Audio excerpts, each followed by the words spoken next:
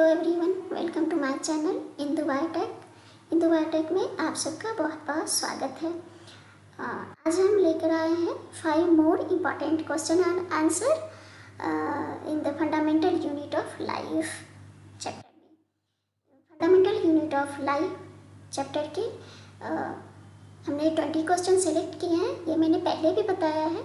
और 5 क्वेश्चन हमने कर लिया है और 5 क्वेश्चन आज हम करेंगे, जो कि मोस्ट इम्पॉर्टेंट्स है ऑल क्वेश्चन। प्लीज़ आप प्रीवियस क्वेश्चन को ज़रूर देखें ताकि आपको नेक्स्ट सेशन अच्छे से समझ में आए। एंड आप प्लीज़ लाइक एंड सब्सक्राइब ज़रूर करें ताकि आपको टाइम से वीडियो मिल सके और आप अपनी पढ़ाई जारी रख सकें। तो आज हम स्टार्ट करते हैं नेक्स्ट 5 क्वेश्चन से। वो क्वेश्चंस क्या होंगे वो हम देखते हैं। आपने पहले देखा ही होगा कि हमने क्या क्वेश्चन एंड आंसर करने वाले हैं। सो आज का फर्स्ट क्वेश्चन है, why is the plasma membrane called a selectively permeable membrane. Plasma membrane को हम क्यों सेलेक्टिवली परमेबल मेम्ब्रेन कहते हैं? वी नो, हम लोग जानते हैं, हम लोगों ने ऐसा पढ़ा है प्रीवियस चैप्टर में, प्रीवियस वीडियो में हमने एक एक करके जितने भी सेल ऑर्गेनेलीज हैं सबके बारे में एक एक करके डिटेल से बताया है। प्लीज़ आप प्रीवियस चैप्टर को ज़रूर जाके देखें, उनके लिंक हम दे चुके हैं, नीचे दिए गए हैं लिंक, प्लीज़ आप उन्हें ज़रूर देखें। हमने पढ़ाया है, हम जानते हैं कि प्लाज्मा मेम्ब्रेन जो है वो outermost covering of the cell that separate the content of the cell from its external environments. जो प्लाज्मा मेम्ब्रेन है वो सेल का आउटर कवरिंग पार्ट्स है, जो कि सेल साइटोप्लाज्म या प्रोटोप्लाज्म के कंटेंट को एक्सटर्नल इन्वायरमेंट से सेपरेट करता है। या सेल प्लाज्मा मेम्ब्रेन जो सेल ऑर्गेनेलीज और सेल को सेपरेट करता है, एंड ये also separate the plasma membrane and the outer external environment को भी सेपरेट करता है। और ये प्लाज्मा मेम्ब्रेन जो होता है ये इलास्टिक होता है, लिविंग होता है एंड सेलेक्टिवली परमेबल होता है, राइट। ये हमने पढ़ा है। और इसका मेन फंक्शन क्या है कि it allow the entry and exit of the some material in the cells. Cells में जो है मटेरियल जैसे CO2, oxygen and water, solvent, ये सबको एग्जिट और एंट्री करने का एक माध्यम है। ये कंट्रोल भी करता है and it also prevent the movement of some other material. कुछ मटेरियल्स को ये अंदर जाने देता है और कुछ को नहीं जाने देता है। Therefore the cell membrane is called a selectively permeable membrane, right. अब दो तरह का ऐसा वर्ड्स आते हैं, selectively permeable membrane and the semi permeable membrane. Semi permeable membrane क्या होता है कि सेमी परमेबल मेम्ब्रेन जो होता है अलाउ करता है ओनली द वाटर मॉलिक्यूल्स को, ये मेम्ब्रेन के थ्रू जो पास होते हैं ओनली वाटर मॉलिक्यूल्स को वो पास करने का अलाउ करता है। बट सेलेक्टिवली परमेबल जो होता है सोल्यूट और सॉल्वेंट दोनों चीज़ों को वो क्रॉस करता है उस मेम्ब्रेन से। सो आप अच्छी तरह से समझ गए होंगे कि what is the difference between the selectively permeable membrane and semi permeable membrane, right. अब हम चलते हैं नेक्स्ट क्वेश्चन की ओर। और next question that means today से is the second question and अगर हम क्वेश्चन की काउंट करें तो ये 7th क्वेश्चन होंगे, क्योंकि 5 क्वेश्चन हम प्रीवियस क्लास में ले चुके हैं। तो सेकेंड क्वेश्चन, आज का सेकेंड क्वेश्चन है कि explain the difference between the prokaryotes and eukaryotic cells. Prokaryotes and eukaryotes में क्या डिफरेंसेस हैं इसके बारे में आज हमें पता चला, हमने प्रीवियस लेक्चर में भी बताया है। सो प्लीज़ आप प्रीवियस लेक्चर को जरूर देखें। हमने आज 5 कैरेक्टर्स को हमने लिया है और प्रीवियस लेक्चर में तो हमने डिटेल से पढ़ाया है। आज 5 कैरेक्टर्स लिया है, उनमें जो मेन कैरेक्टर्स है, सेल साइज क्या है, न्यूक्लियस क्या होता है and the chromosome, cell organelles, ये सब क्या होते हैं। तो अगर हम साइज़ की बात करें तो प्रोकैरियोट जो होता है 1 to 10 माइक्रोमीटर का होता है, कहीं कहीं 0.5 to 5 माइक्रोमीटर भी दिया हुआ है किसी किसी बुक्स में। और यूकैरियोटिक सेल जो है 5 to 100 माइक्रोमीटर तक होता है।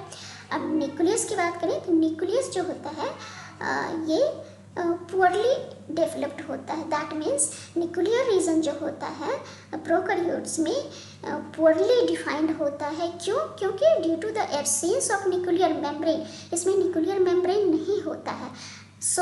इसलिए प्रोकैरियोट्स को हम कहते हैं प्रिमिटिव न्यूक्लियस।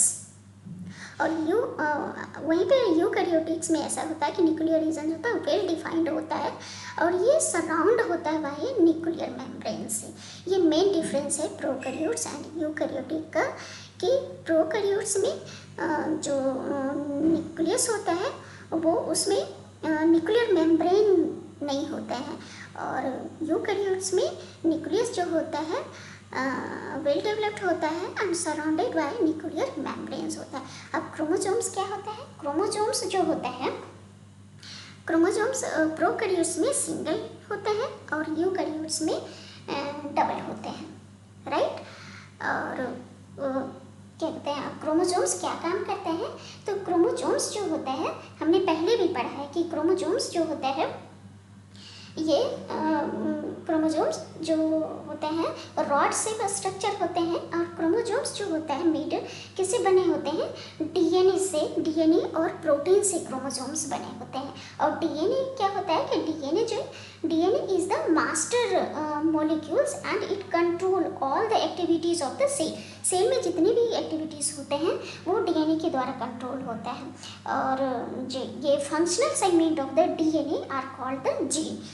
ये सारी चीज़ें हमने डिटेल से प्रीवियस लेक्चर में जो सेल ऑर्गेनेलिज है उस वीडियो में हमने पढ़ाया है। और सेल और सो प्लीज़ आप प्रीवियस लेक्चर को ज़रूर देखें। अब सेल ऑर्गेनेलिज की बात करें तो membrane bound cell organelles prokaryotes में ऑलमोस्ट एब्सेंट होते हैं और यूकैरियोट में प्रेजेंट होते हैं, जैसे endoplasmic reticulum, Golgi apparatus, lysosome, mitochondria, plastid, ये सारे सेल ऑर्गेनेलिज का एग्जाम्पल्स हैं। और इस तरह का ये endoplasmic reticulum, Golgi apparatus, lysosome, mitochondria, plastid, ये सारी चीज़ प्रोकैरियोट्स में नहीं होते हैं, राइट। एंड द एग्जाम्पल हमें क्या हो सकता है प्रोकैरियोट्स सेल का, प्रोकैरियोट्स का? ये बैक्टीरिया एंड साइनोबैक्टीरिया, ये प्रोकैरियोटिक टाइप्स के ऑर्गेनिक एग्जाम्पल्स हैं। एंड यूकैरियोट के एग्जाम्पल क्या हो सकते हैं? प्लांट, एनिमल, ये सारे यूकैरियोट्स में आते हैं। सो प्रोकैरियोट्स और यूकैरियोट्स में क्या था? सेल साइज 1 to 10 माइक्रोमीटर का होता है, यूकैरियोट में 5 to 100 माइक्रोमीटर का होता है।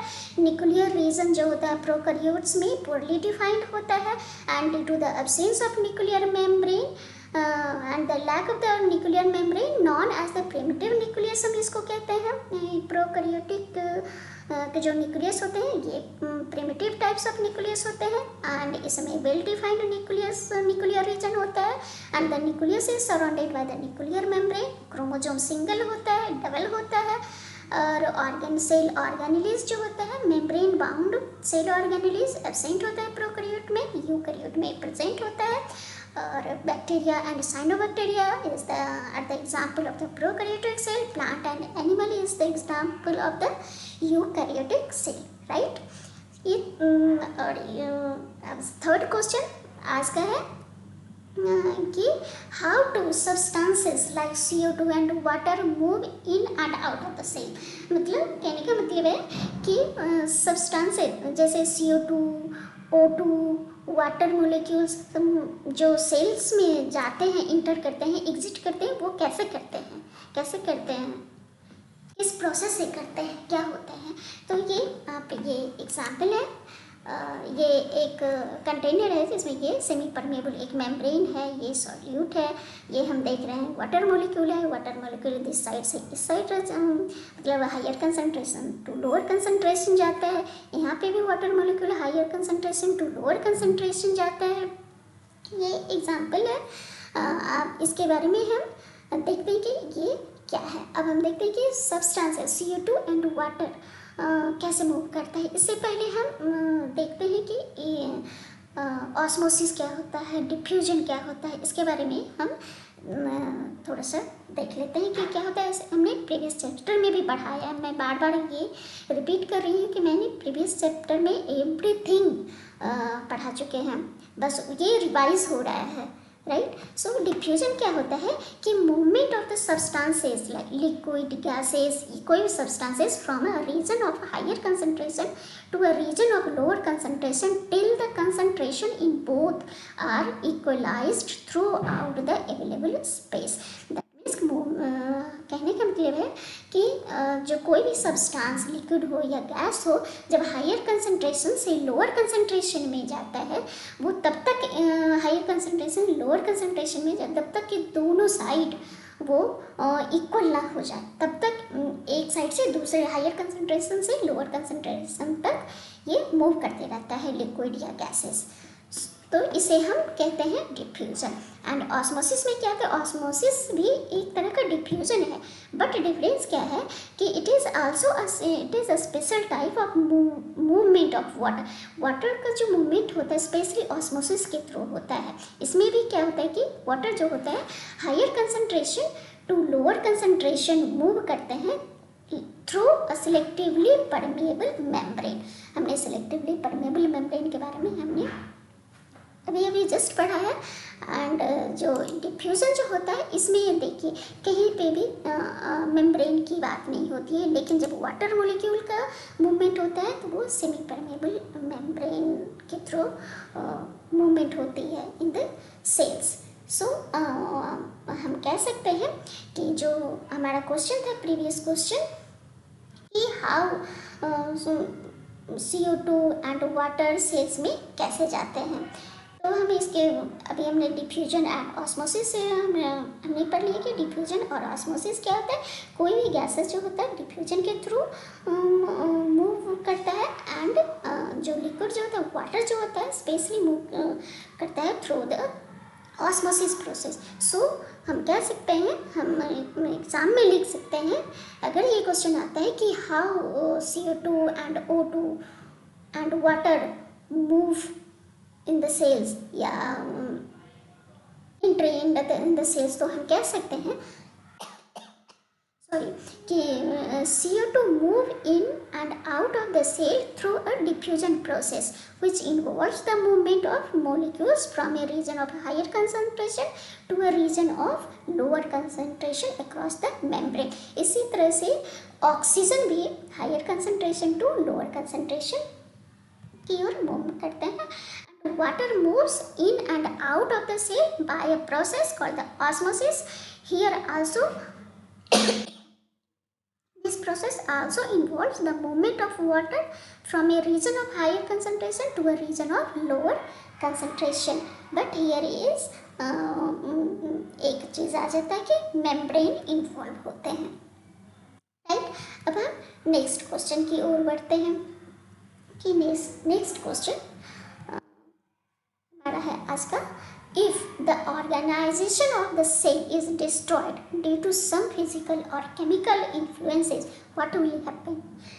कहते हैं कि अगर सेल का जो ऑर्गेनाइजेशन है वो किसी भी तरह से अगर डिस्ट्रॉयड हो जाता है, वो डिस्टर्ब हो जाता है, तो क्या होगा सेल में। सोचिए organisation of the cell organise होता है, दैट मीन्स सेल जो होता है इसमें सेल से टिश्यू बनते हैं, टिश्यू से ऑर्गन से ऑर्गन सिस्टम से एक ऑर्गेनिजम्स होता है। अगर ये सारी चीज़ डिस्ट्रॉय हो जाए तो क्या is it possible to live the cells? No. So we know, हम लोग जानते हैं कि living organisms consist of the cells which are organized together to form the different part of the body or organ structure, right? So if ये कैसे हो सकता है कि अगर हम जानते हैं कि सेल जो है ऑर्गेनाइज होके एक ऑर्गन बनाता है, ऑर्गन सिस्टम बनाता है, ऑर्गेनिज्म बनाता है, अगर यही डिस्टर्ब हो जाए तो ये बिल्कुल पॉसिबल नहीं है कि लिविंग ऑर्गेनिजम्स लाइफ रहे, नहीं।